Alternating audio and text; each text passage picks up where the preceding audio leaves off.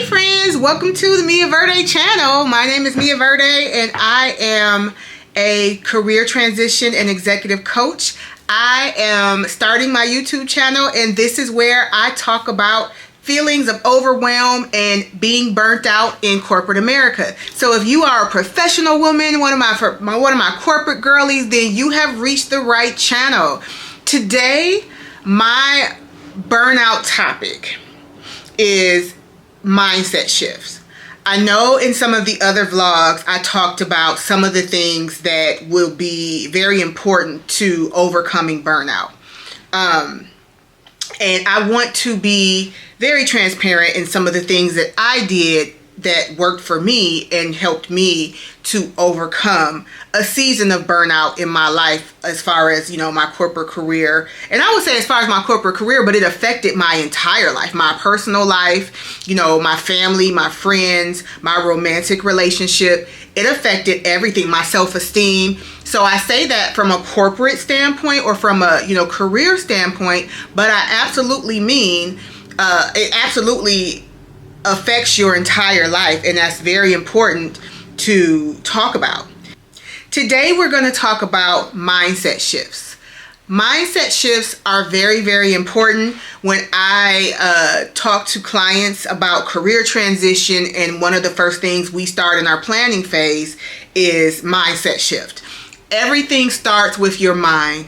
Every change, every transition from good to bad, from bad to good, starts with a changed mind or a decision that you make within yourself. So in order for us to decide to come up out of the burnout or overcome it, we have to have a mindset shift. So the first mindset shift that needs to happen within yourself is the unpopular act of feeding yourself first. You have to be determined to make sure. Burnout comes from a lack of nurturing yourself. You are not being fed. You are not receiving the things that you need mentally, physically, spiritually. You are empty, and you have that feeling of emptiness because you have not been feeding yourself. One of the things that we are going to make a mantra here on the Mia Verde channel: feel the guilt and do it anyway. You are going to hear me talk a lot about feelings of guilt, because whether you are a woman of color in corporate, whether you are a mom, whether you are anyone that is responsible for anything or anyone, there will always be feelings of guilt that you will have to overcome. So I think the first muscle that we have to exercise, especially at this point, is feel the guilt and doing it anyway. I think the unspoken and spoken pressures of being a professional woman, and especially the higher up you go in your career, there are feelings of guilt that prompt you and almost force you to make decisions and take actions that you may not necessarily have to take. Sometimes pressure is self-inflicted. We don't receive verbal communication from people, but we assume or we feel, like I said, unspoken pressure from within to do certain things. And when I say certain things, I mean staying hyper connected, making sure that we take care of everything, not delegating everything, the sense of urgency that either sometimes we create out of feeling like that we're not doing enough, or that others create because of their anxieties, right? And we take on that, it's transferred to us, and then we begin to suffer because of someone else. So those are some things that lead to us not putting ourselves first. And the first part of a mindset shift would be, I would implore you to start feeding yourself first. So, what does feeding yourself first look like? There are a multitude of a variety of things that fall under feeding yourself first. Again, we talk about mentally, spiritually, and physically. I am going to start with physically, because in my journey, that is what I started with. I mean, a changed mind is mental, but I decided one of the things that suffered during my burnout journey was my body, my physical self, my health. And I know a lot of us corporate women, if we don't have chefs at home, if we don't have that, we do a lot of things out of convenience because the demand is so high at our jobs that we don't have time to cook our meals, food prep, or energy. Even if we can steal a little time, we don't have the energy to then make sure that we are selecting healthy options, to make sure that we are exercising consistently, that we have that discipline. For you to be as successful as you are, I know you've had that discipline in other areas of your life to make it there. But for some reason, when it comes to us and our bodies, we don't seem to give it that same energy and have that same discipline. So your changed mind today will be, if I don't do anything else, I'm going to start with my physical transformation. Maybe you have gained weight with this job. Maybe your health, again, I talked about in the last vlog, the deaths that are associated each year with workplace burnout, extended working hours, all of those things that cause mental stress, inflammation, all inside the bodies, the autoimmune diseases. We are harboring all of that from the inside, and it is killing us. So let's get healthy, sis. I turned around at one point and I was 70 pounds heavier. And I'll insert some pictures here. 70 pounds heavier. I had never been that size in my life. And I know health is not all about size. Understand that. But for me, I was unhealthy. I love to cook. I stopped cooking. I stopped feeding myself more healthier, making healthier food choices. I stopped doing all of that. So when I made the decision, I stopped going to the gym. All of my classes that I enjoyed, I stopped because I didn't have time or energy to do that. I used to go to the gym and it was a social act. I went with my best friends and we did things together, and I stopped doing all of that. So when I made the decision that it's going to start with me physically, two things happened. One, I started putting myself first. And in doing that, I had to be selfish. So when I say I made a decision that I'm going to wake up early, that was hard. And that took discipline. I had to wake up at 5 a.m. to make sure. I usually start at work at 7:30, 8 o'clock. So to make sure that I got that workout in, because I was committed to doing something for me. And it was that important to me to get me out of that burnout. It was hard, especially when it was, the winter months. It was very hard. And it took me about 2 years. I didn't do any quick fixes. I started eating healthier. Intermittent fasting really helped me. Now, I know there's keto and vegetarian and veganism and all of that, but I think for the most part, and I've tried multiple things or maybe a variation, like a combination of things, but for the most part, what really helped and what stayed consistent on this journey when I lost the 70 pounds was the intermittent fasting. So if for those of you that don't know what intermittent fasting is where you don't eat for a period of time. You only have a certain window that you eat, and then after that, you're fasting.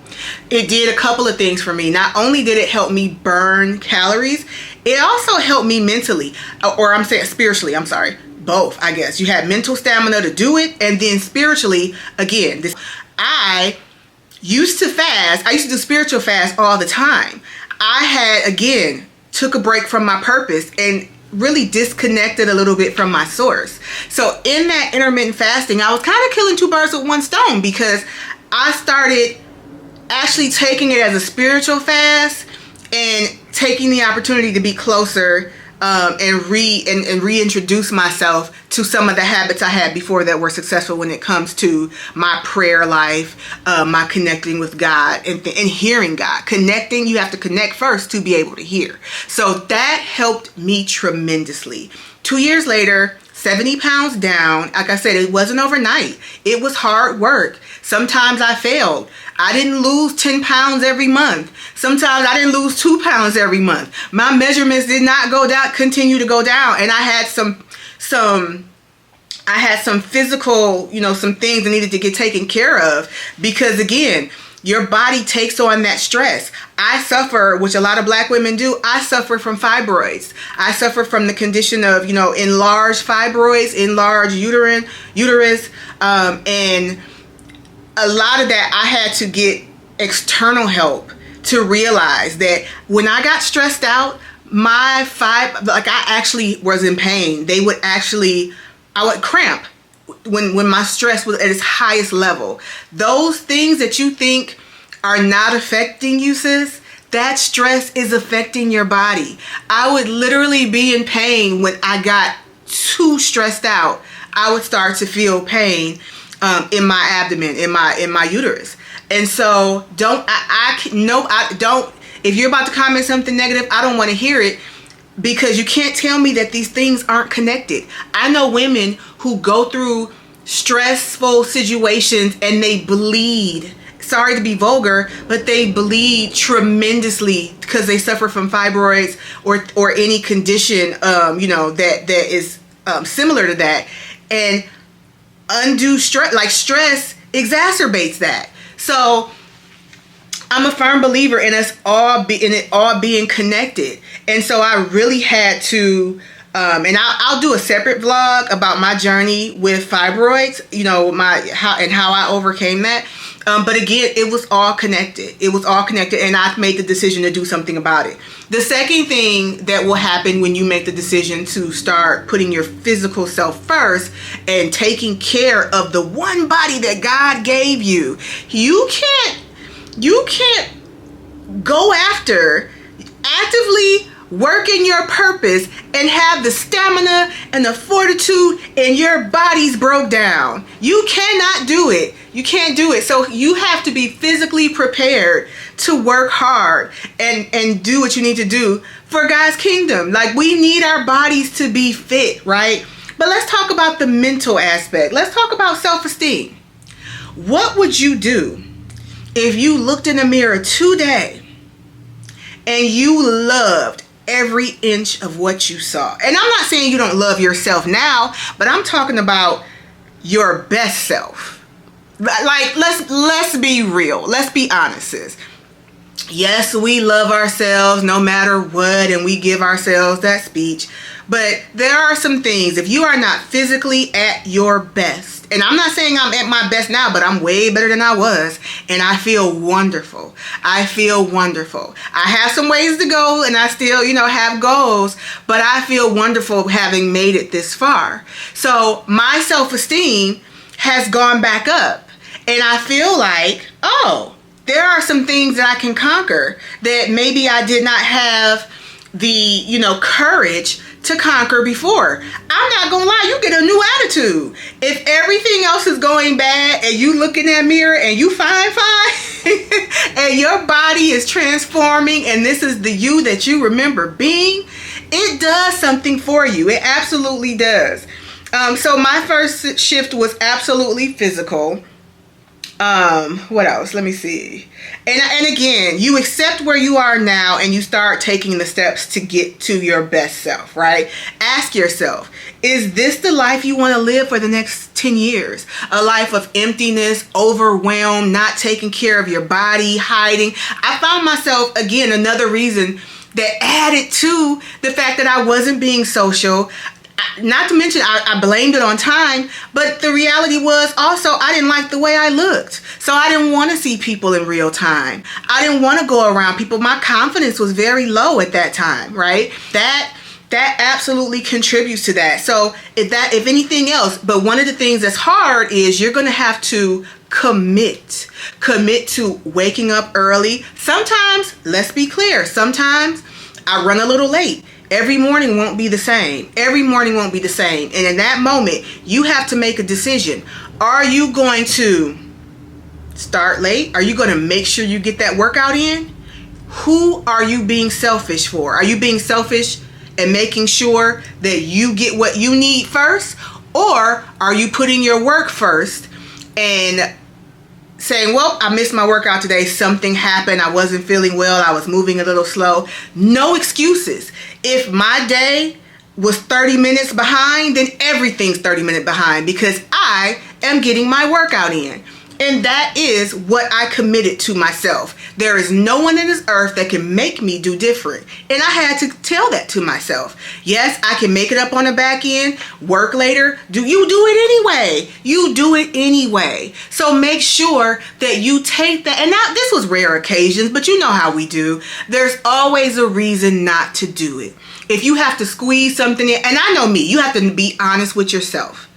I know me, I'm not an evening workout person. Now, I might squeeze in a second workout in the evenings if that's how I'm feeling for that season.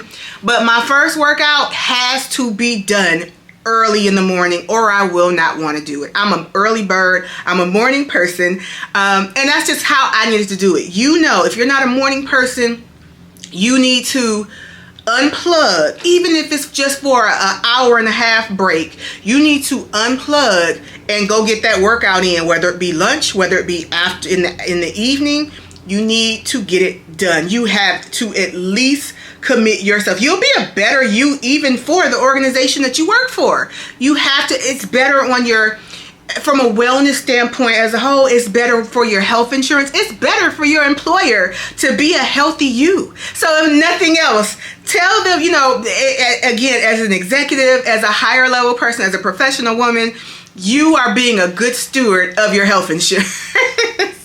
If you look at it that way, I don't care how you have to spend it, take care of yourself. Go to the doctor.